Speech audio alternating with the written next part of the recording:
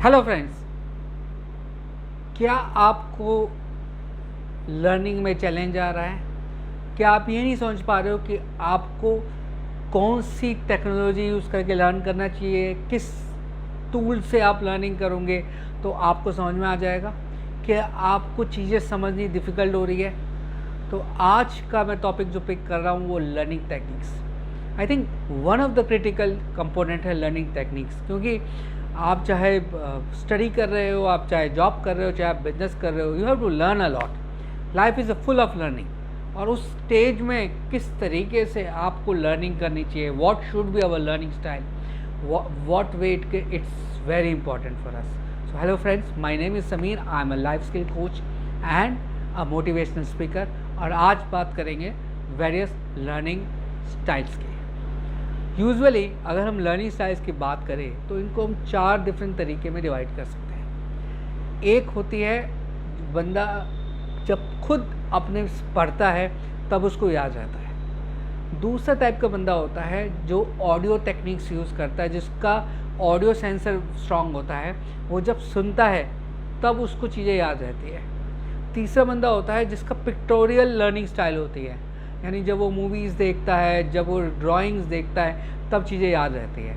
और fourth learning style होती है जहाँ पे उसको नोट्स बना के राइट करने पे वो याद रखता है। तो फर्स्ट ऑल थिंग हमें ये अंडरस्टैंड करना पड़ेगा कि हमारी इन चारों में से कौन सी वे ऑफ लर्निंग है, किस तरीके से हमें चीज़ें याद रखती है, ताकि हम उस तरीके से चीज़ों को याद कर सकें, समझ सकें।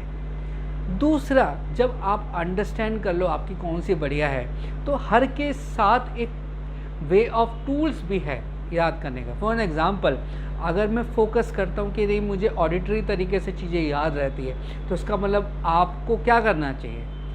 आपको अपने क्वेश्चंस के आंसर रिकॉर्ड करने चाहिए और मल्टीपल टाइम आपको रिवाइज करना चाहिए। अगर आपकी लर्निंग स्टाइल राइटिंग वाली है तो आपको माइंड मैप बनाना चाहिए, और विथ इन माइंड मैप और लॉट ऑफ राइटिंग रिविजन्स आप आंसर कर पाएंगे किसी भी क्वेश्चंस का इजीली। अगर आपका पिक्टोरियल लर्निंग स्टाइल है तो आपको फोकस करना चाहिए वीडियोस और वेरियस टूल्स जो यूट्यूब में अवेलेबल है, लर्निंग टूल अवेलेबल है, that is really going to help us out. और आपका स्टाइल है कि आपको खुद पढ़ के मगअप होता है चीज़ों को, तो इसका मतलब है कि आपकी रीडिंग इज़ इम्पॉर्टेंट है। फिर आपको फोकस करना चाहिए रीडिंग टेक्नोलॉजी में, how to scan a book, ताकि आप रीड कर सको और उसको अपने माइंड में सेट कर सको और आप लर्न कर सको। तो विद दिस 4 लर्निंग स्टाइल आप कुछ भी लर्न कर सकते हो। जो मैंने आपको टूल्स बताया है, इन टूल्स को हम लोग अपनी स्टडी वर्कशॉप में भी सिखाते हैं। तो अगर आपको लगता है कि इनमें से आपको तकलीफ़ हो रही है अंडरस्टैंड करने के लिए आपका लर्निंग वे क्या है, या आपको अपने अब लर्निंग वे आइडेंटिफाई कर दिया और अब आप चाहते हो various tools way to learn it, like चाहे रिलेशनशिप बना के, या ऑडियो टेक्निक्स हो गई, या किस तरीके से हम अपने स्टडी मटेरियल